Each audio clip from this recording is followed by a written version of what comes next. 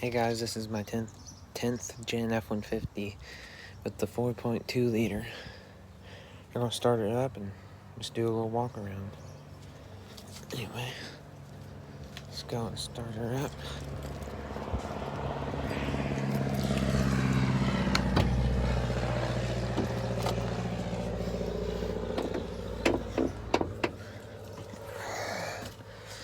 The interior ain't nothing special, but it gets the job done.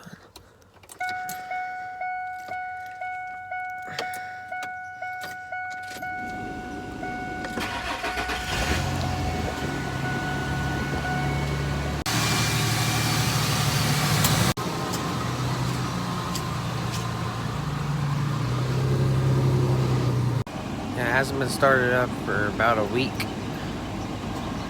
can tell by the temp gauge.